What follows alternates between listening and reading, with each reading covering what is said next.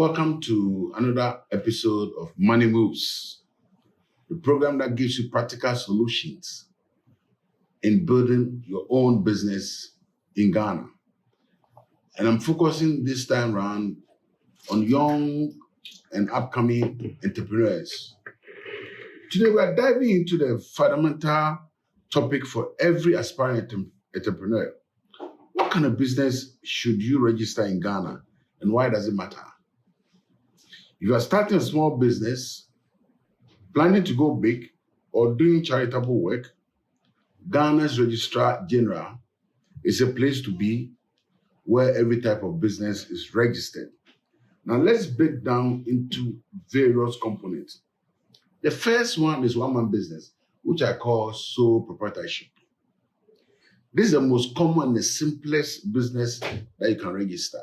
You can either register with a name that you are known for, or a name that resonates with the products that you want to sell, or a name that resonates with the services that you want to do. So for instance, I used to have a name that I was known for in time past. It was called Kuntebo Krachi. So if I want to register as a sole proprietorship, there will be Charles Benson trading as Kuntebo Krachi. So that's what you're going to do.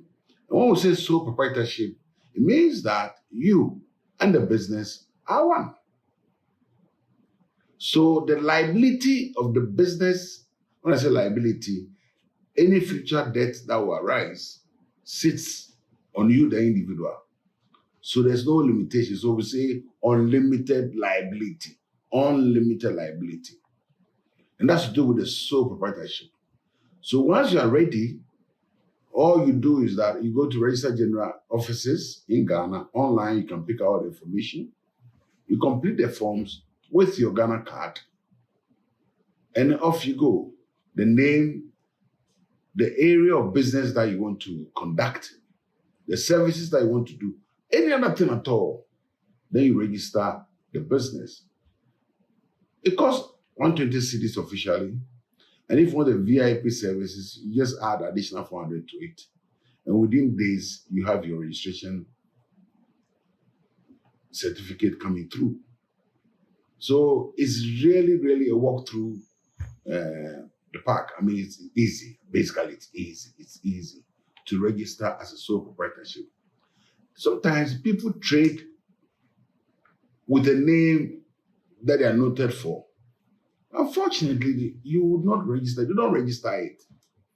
So some other person who hears this name and realizes that the name is becoming very popular, he will rush and go and register them. And in this game, he who registers it first owns it. He who registers it owns it. So if you have a name that you are noted for and you feel that it would help you in future, you may as well go and register the sole proprietorship now.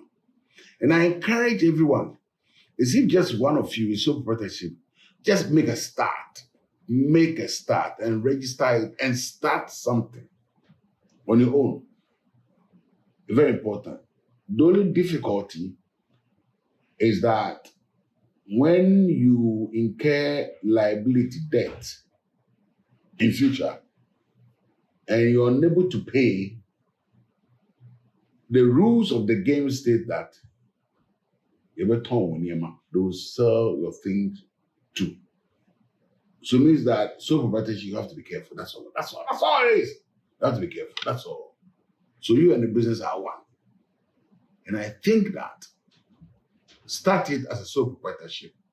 As you grow, then you can decide to convert it into a limited liability company, LLC, a limited liability company.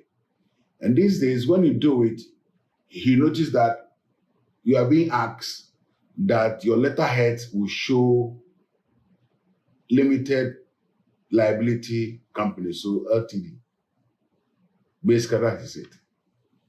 So from sole proprietorship that I just explained, if you're more than one and you've come together to do business, then you may as well decide that you will feel it and state that it is a limited liability company. What really is the difference? What really is the difference? The difference between limited liability company and the sole proprietorship enterprise is that your debts, the debts of the business, is limited to the company. It doesn't go beyond the company. That's a difference. That's a big difference. If you're sole proprietorship, the liability of the business, so should you incur any cost, it will extend to you because you are one. So, but the limited liability company, the word limited liability company, it means that the debt will be limited to the company. And that company can have shareholders. So it's you alone can be 100% shareholder. If you're more than one, it can be 2, 3, 4, 5, up to 20. You can have that. You can have that. But as you go beyond the 20, it almost becomes like a PLC, public limited liability company. So we'll delve on that later. But the emphasis is that go and register. But I, as a professional, will encourage you to start as an enterprise. And then with time, you convert it into a limited liability company. Now, if you're a professional listening to me, when I say professional, I'm talking about the architect, the clinics, the guys who are in the consultancy business. Sometimes because the knowledge doesn't sit in one's head, they want to go into partnership. Partnership. So the partnership is basically individual professionals coming together. Individual professionals coming together. Each has its own core. So somebody will say, you catch or you hunt your own meat. So yes, we are in partnership, but every one of us have an area of specialty. So when you go there, you notice that A is doing this, B is doing this, C is doing this, but it all comes under one big umbrella or one big partnership name, and you run with it. Each individual or each partner is accountable to his own taxes. So you may have partners beyond one, but you are accountable to no one but yourself. So the slight difference between sole proprietorship and a partnership is, say with me, is that one, you are all responsible for your own self. So you could partnership, but you are all responsible for your own tax liability. On this note, Money Moves will come your way next week. Money Moves, and it will continue. Have a great day.